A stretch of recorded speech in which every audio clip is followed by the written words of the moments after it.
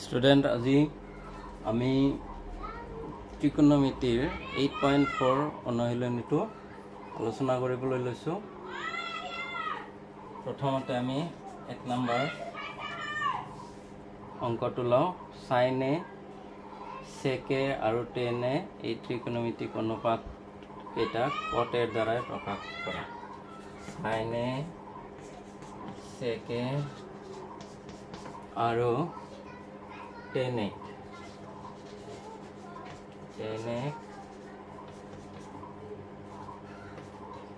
কটৰ দ্বাৰা প্ৰকাশ।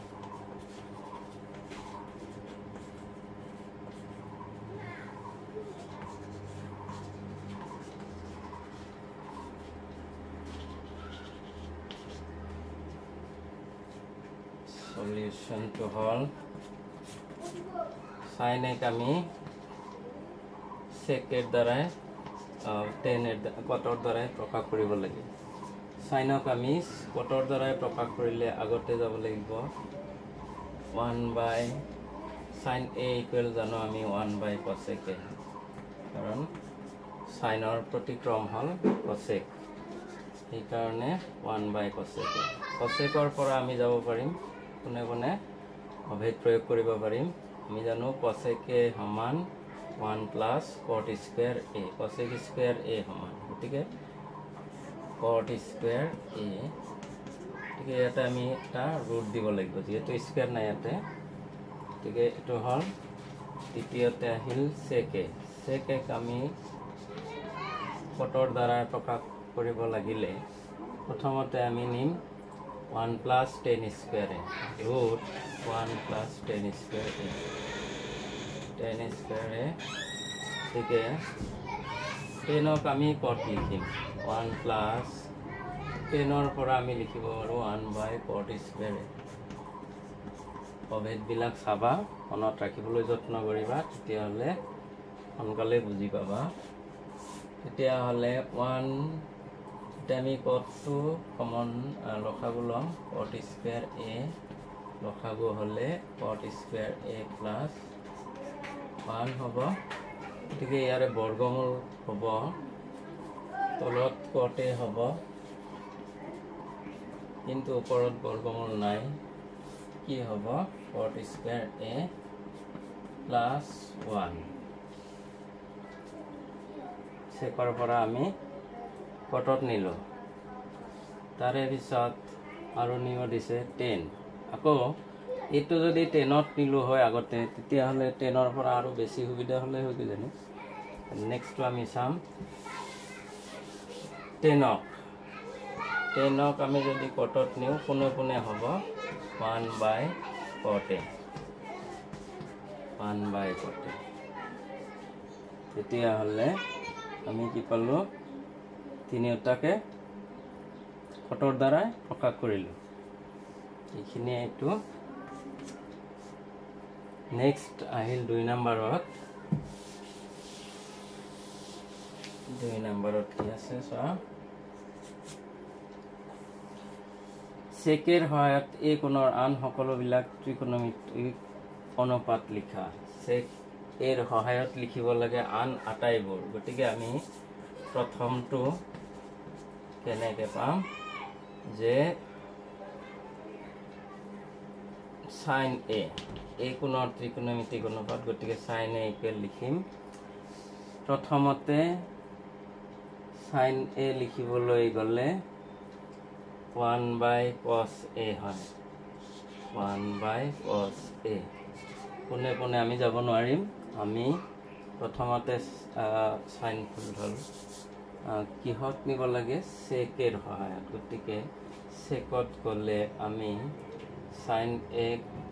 cosত নিব পাৰিম, হ'ব এইটো হ'ব cosত নহয় cosecত হয়। sin a সমান root a দি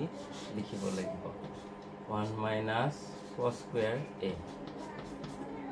cosত যাই পেলাইহে আমি লিখিম secত 1 by sec square a, sec square a। লখাগুলৈ একেদৰে এইটো নিচিনাকে লখাগু ল'ব লাগিব, গতিকে root sec square a আৰু to hall sec square a minus 1 হব বর্গমূল ললে কি হব sec a হব উপরত হব sec square a minus 1 হব এটা sin to হল সাইনৰ পৰা এবাৰ আমি cosত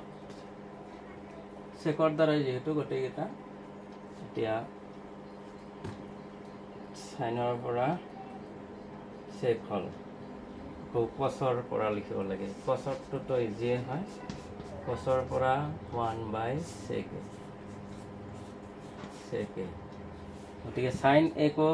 secৰ দ্বাৰাই প্ৰকাশ কৰিছো secৰ বাহিৰে বেলেগ আহিব নোৱাৰে কালে হয়তো 3-4 বাৰ আহিব পাৰে sec কিন্তু secৰ বাহিৰে বেলেগ আনিবই নোৱাৰো আমি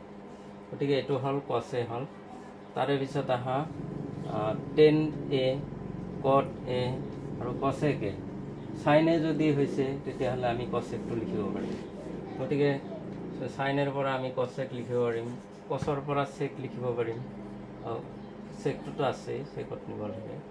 এতিয়া আমি প্ৰথমতে cosec লিখিম cosec লিখিলে ইয়াক উলটাই দিলে হ'ল জাস্ট 1/sin a গতিকে sin a অলৰেডি হৈছে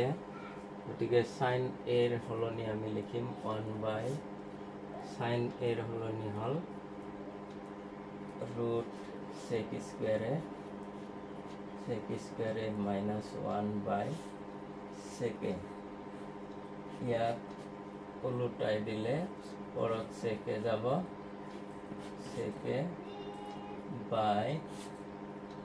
root sec square a minus 1 হবে minus 1 এটু গল তিনিটা হল sin cos cosec আৰু থাকিল cot আৰু tan হল 10 not গলে আমি sin by cos লিখিলেও হয় sin by cos নাইবা বেলেগ আৰু 10 কেনেকৈ আহিব পাৰো 10 ইকুৱেল cosecৰ দ্বাৰা লিখিলে হ'ব 10 a সমান 10 a সমান আমি sin a by cos a লিখিব পাৰো 10 a secত গলেও হয় 10 a সমান sec a হয় দেখোন direct root sec square a minus 1 কেনেকৈ হল আমি জানো যে 1 plus tan square a সমান sec square a তৎক্ষণাৎ মনত কৰি দিব লাগিব কিন্তু অভেদ বিলাক গতিকে ইয়াৰ পৰা আমি যদি 1 টো হিবালে নিও sec square a minus 1 হ'ব এই কাৰণে আমি 10 ৰ পৰা পুনে পুনে secত নিব পাৰিছো এতিয়া যদি cot ক'ব লাগে cot হলে হ'ব cot a আমি secৰ দ্বাৰাই প্ৰকাশ কৰিব লাগিব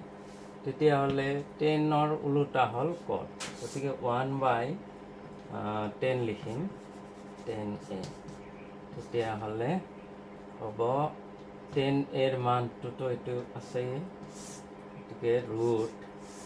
sec square a minus 1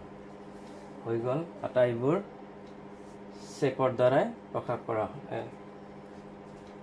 গতিকে এইদৰে আমি অভেদ কেটা কিন্তু মনত কৰিব লাগিব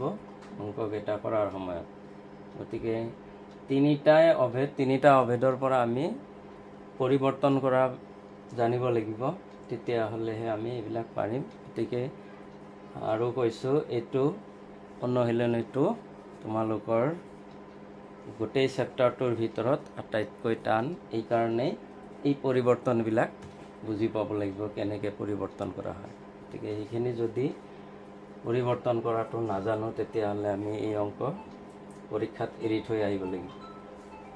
ঠিক আছে আজিলৈকে এৰিছো